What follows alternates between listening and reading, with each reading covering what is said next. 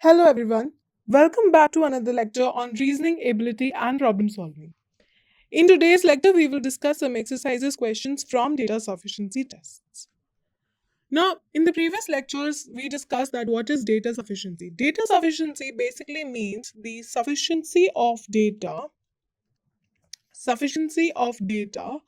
to find the answer, correct? To find the answer. Now, we do not need to solve the question. We just need to identify out of the given statements which are enough, which are sufficient to answer the following question. Correct? If there are three different statements, they can have three different answers as well. But if a statement is enough to answer the question, we will mark it as sufficient statement. Correct? So this we discussed in the previous lectures. Again, we discussed that there are two types of problems that can be formed in data sufficiency tests. Type 1 was based on two statements. So two statements are given to us, a question is given to us, and we have to tell whether these two statements are enough to answer the question or not. And then we had type 2, which is based on three statements. So in this case, we had three statements and we had to tell which all statements are necessary and sufficient to answer the following question. So in the previous lectures, we discussed type 1 in detail. In today's lecture, we will discuss type 2 in detail. Okay? So let us start type 2 based on three statements, question number 1. So this question has three statements and we have to identify which of them is enough to answer the question.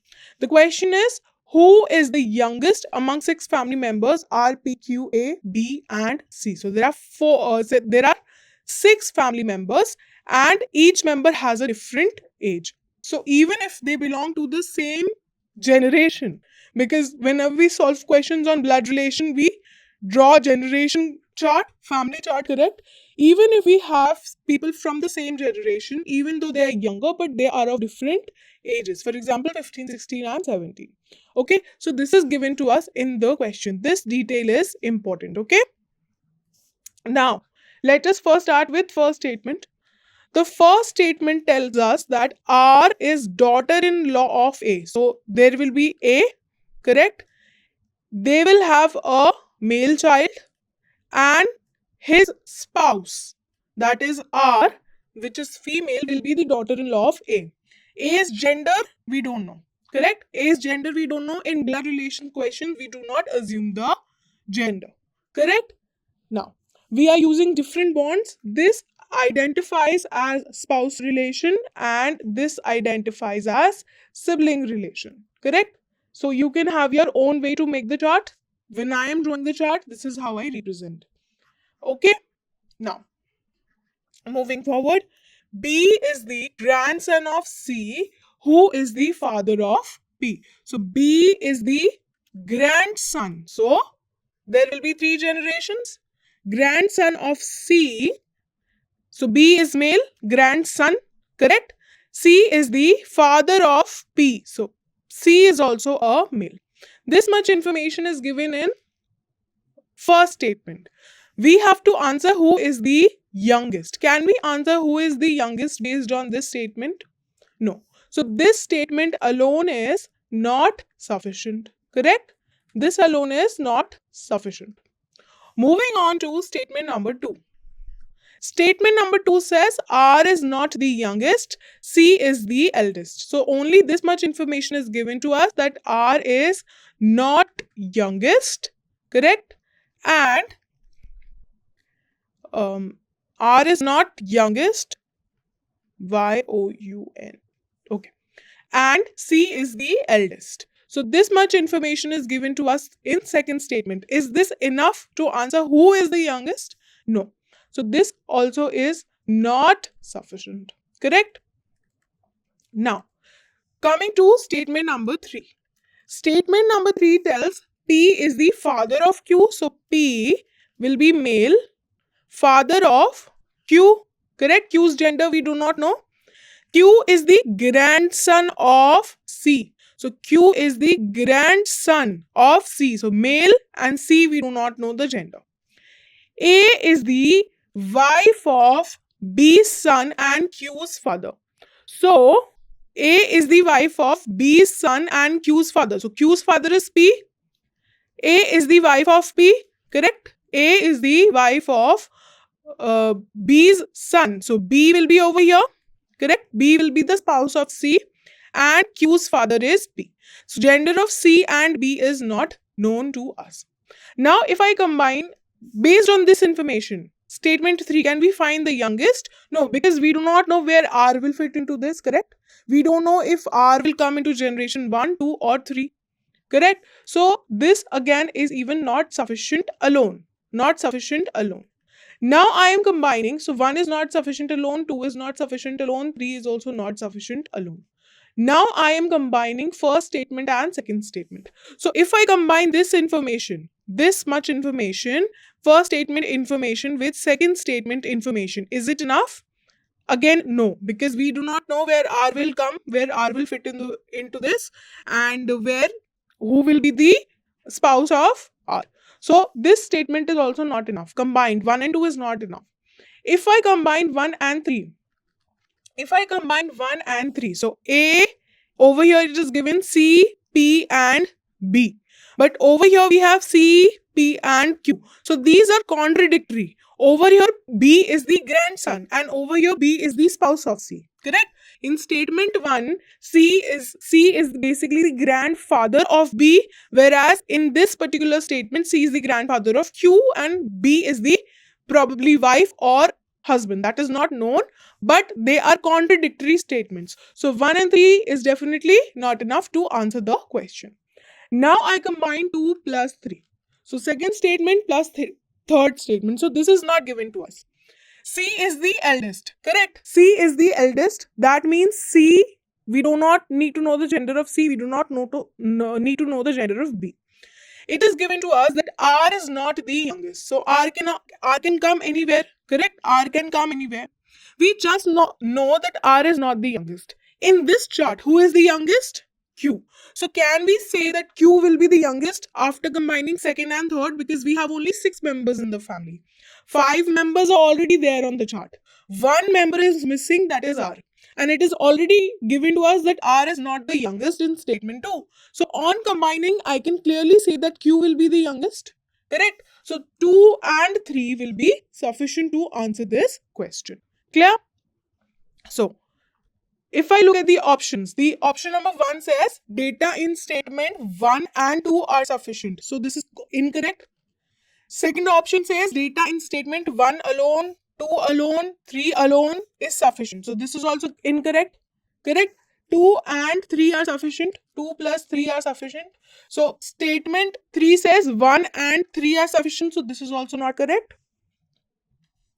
Option 4 says data in statement 2 and 3 are sufficient, but data in statement 1 is not sufficient. So this will be my answer. My answer will be option number 4. Clear? Now, moving on to question number 2. Question number 2, again, a question is given to us, 3 statements are given to us, and we have to answer which all statements are necessary, sufficient to answer the question. So it is given to us that there are 6 letters, W, A, R, S, N and E. Okay. And we have to find out whether answer is the word that is being formed after performing the following operations using these 6 letters only. So these 6 letters are used and we have to find out whether after doing these operations, will the word answer be formed or not. Correct? Coming to statement number 1. Statement number 1 says that E is placed 4th to the right of A. So E is over here, 4th to the right of A. So this will be my right direction, correct? And this will be my left direction.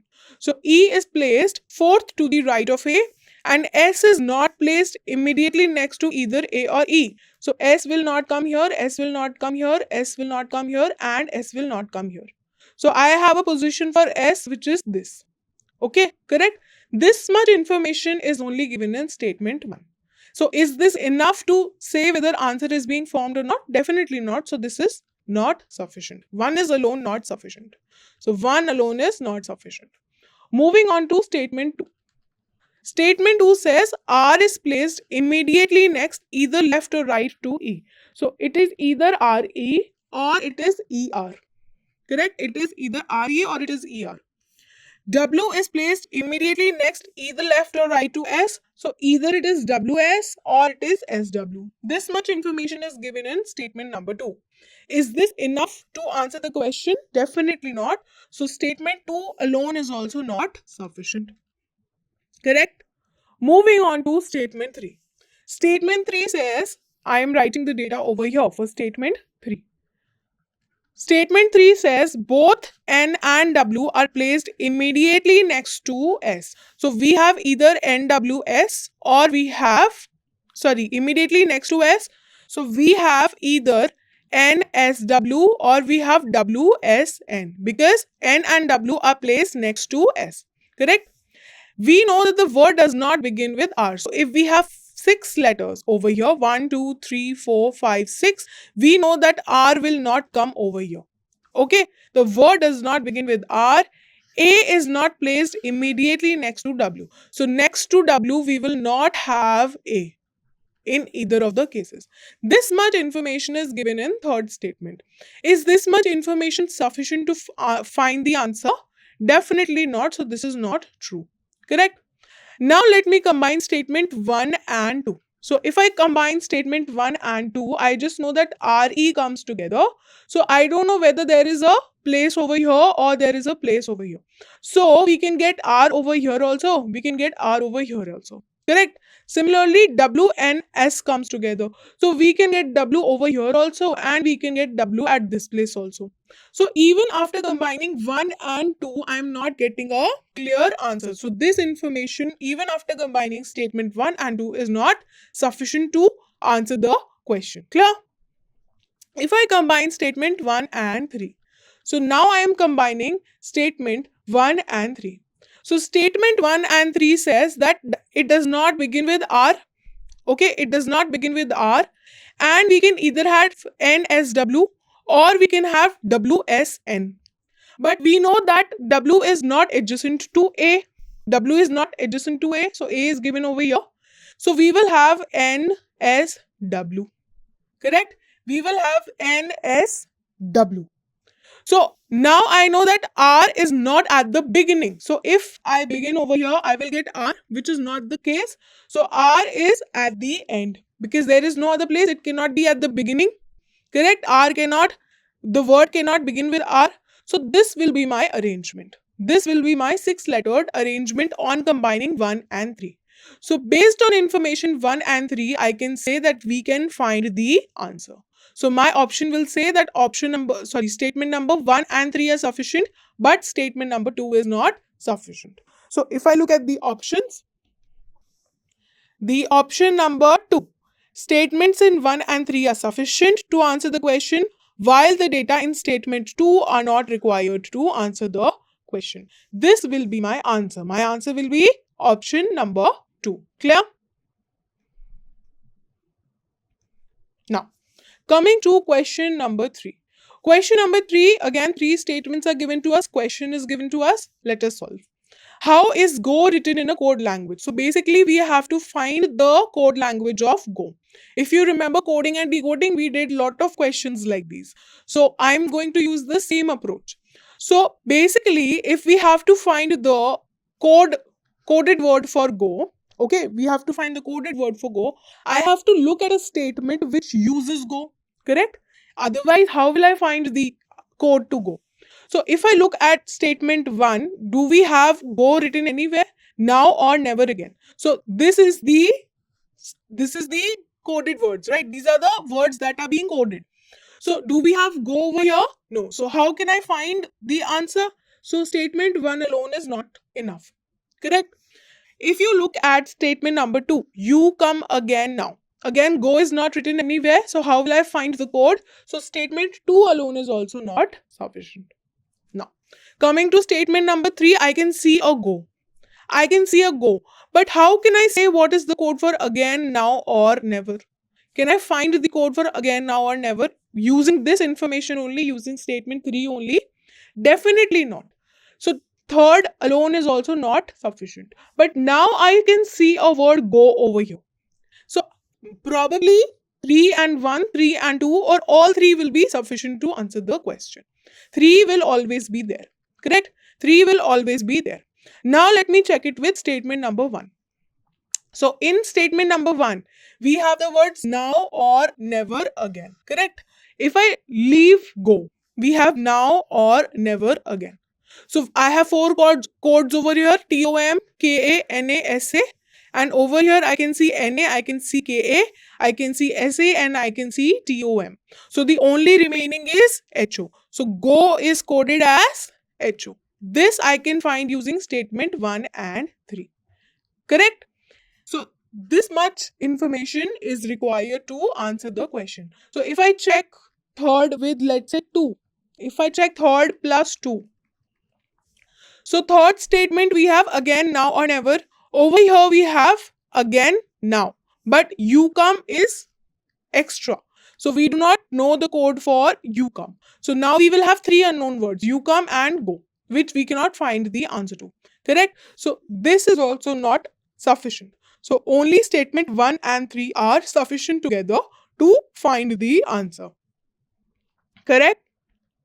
If I look at the statements, I can see option number 1 says that only 1 and 3 are required to answer the question. This will be my answer. Clear? Now, coming to question number 4. Question number 4, this is a direction-based question. We have to identify which village is to the northeast of village R. So let me draw the directions. These are the directions. Do you remember the directions? We did this in following directions. So this is north, this is south, this is east, and this is west. These are your primary directions. These are your primary directions, correct? Then we have certain secondary directions. Secondary directions. Let me give them names. So this is northeast. This is at 45-degree angle from north and at 45-degree angle from east. Correct? This is southeast. This is called southwest. And this is called northwest. Correct? This is the directions. We have to identify which village is to the northeast of R. So basically R is over here. We have to find out which village will be in this direction from R. Correct? Now, let us start from statement number 1. Statement number 1. Statement number 1 says village S is to the southeast of village N. So if we have village N over here, it is to the southeast. So S will be somewhere over here. Village S is to the southeast of N, which is to the southwest of village P. So N is to the southwest of village P. Correct? P will be over here. We do not know that P will be in a straight line of from S or not. So let us take it over here. N is to the southwest of P. Correct? And P is to the north of Q. So Q can be anywhere. Q, we do not know the place for Q yet. So Q can be anywhere below P. Okay? So this much information is given in first statement. So we have to find northeast of R. R is not even mentioned in this statement. Therefore, this is not sufficient. In statement number 2 also, the information is given for T, Q and P. So this one also will be not sufficient alone. Alone it will not be sufficient. But what is the information given? Information that is given is village T is to the northwest of Q. So T is to the northwest of Q. Okay, this much information is given first. This much information I'm drawing for statement 2. So T is in the northwest of Q and Q is in the south of P. So Q is in the south of P. P can be anywhere above Q. Correct? This much information is given in second statement. Now let us look at third statement. Third, this much information is also not sufficient. The third statement says R is to the north of S. So R is to the north of S. Okay? And it lies between N and Q. So R lies between N and Q. Correct? And village N is to the west of village R. So N will be this side and Q will be this side. This much information is given in option number 3 or statement number 3. But still we cannot say that who is to the northeast of R. So this statement alone is also not sufficient. So 1 alone is not sufficient, 2 alone is not sufficient and 3 alone is not sufficient. But I can see R being mentioned over here. Okay, R is mentioned in statement 3. So it will be either 1 or 3, it will be 2 or 3, or it can be all 3 are required. Correct? Because it is mentioned only in third statement. So now I will make combination with third statement. So I am combining third statement and first statement. Okay, I am combining third statement and first statement. So if I combine this, I can see N, S like this, Q like this. So this is being followed. Now we know that P is to the north of Q. So P will be somewhere over here. So if P is above Q, I can clearly see this is in the northeast direction from R. Okay, I can clearly see this. So based on statement 1 and 3, I can find the answer.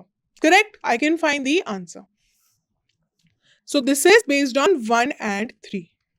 So this information was given in statement number 3. Now let us look at third and 2. Third plus 2. So third plus 2, we know the position of T, P and Q. So P is above Q.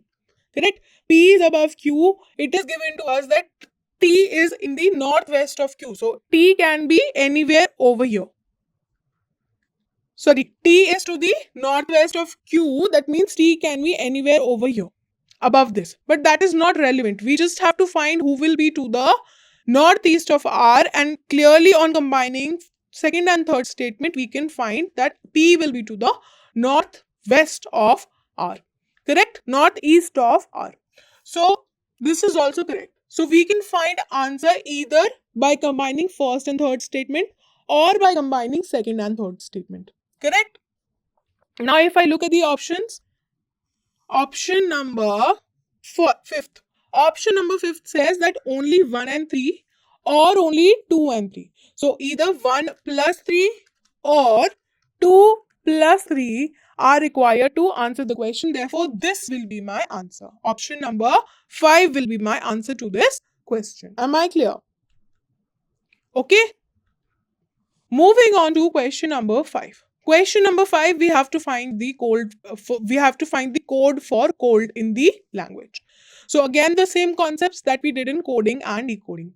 So I can see cold in just statement number 1. So I can clearly say that statement number 1 will be in combination with statement 2, or it will be combination with statement 3, or it will be all together. Correct? This much information will be required, because in statement 2 cold is nowhere written, so this alone will be not sufficient. 2 alone will be definitely not sufficient. So 2 alone is not sufficient. Similarly, 3, I can see that cold is not written anywhere, so this also will be not sufficient. 3 alone is also not sufficient. Correct? Now let me combine first and second statement. So if I combine first and second statement, I can see ice cream is cold, fruits are healthy. These are all different words. If I have to find the code for cold, I have to find the code for ice cream is. And that is not given in second particular statement. So I can say that even with combination of 1 and 2, I am not able to find the answer. Correct? Even with combining first and second statement, I won't be able to find the answer. Now I will combine statement 1 and 3. Okay, statement 1 and 3.